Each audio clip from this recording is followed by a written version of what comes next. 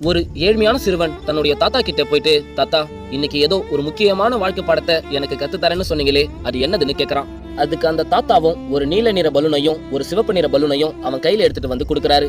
அவனும் அந்த பலூன்களை ரொம்ப சந்தோஷமா வாங்கும் பொழுது அப்ப கூடவே அவன் கையில ஒரு முள்ளையும் சேர்த்து கொடுக்கறாரு.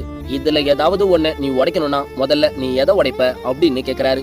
அதுக்கு அவனும் யோசிச்சுட்டு, எனக்கு 2 பலூனையும் ரொம்ப பிடிக்கும், ஆனா நீல நிற பலூனை எனக்கு ரொம்ப ரொம்ப பிடிக்கும், அதனால நான் சிவப்பு நிற பலூனை தான் உடைப்பேன் அப்படின்னு சொல்றான். இத கேட்ட அந்த தாத்தாவும், அப்பனா நீ சிவப்பு நிற பலூனை இழந்துடுவியப்பா அப்படின்னு சொல்றாரு.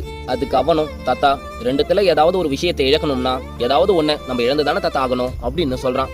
அதுக்கு அந்த தாத்தாவும், நீயும் மத்தவங்கள மாதிரி யோசிக்காத, நீ ஏன் 2ன்னு யோசிக்கிற, நான் உன் கையில அந்த முள்ளோட சேர்த்து மொத்தம் 3 பொருள் கொடுத்தேன், அதுல ஏதாவது ஒன்னதான் நான் உன்னை உடைக்க சொன்னேன், நீ மட்டும் இந்த பலூனை உடைக்கிறதுக்கு பதிலா இந்த முள்ள உடைச்சிருந்தனா உனக்கு பிடிச்ச 2 பலூனும் உன் கையில இருந்திருக்கும். இங்க இருக்கிற நிறைய பேருடைய பிரச்சனையே இதுதான், ஏதோ ஒரு இக்கட்டான சூழ்நிலையில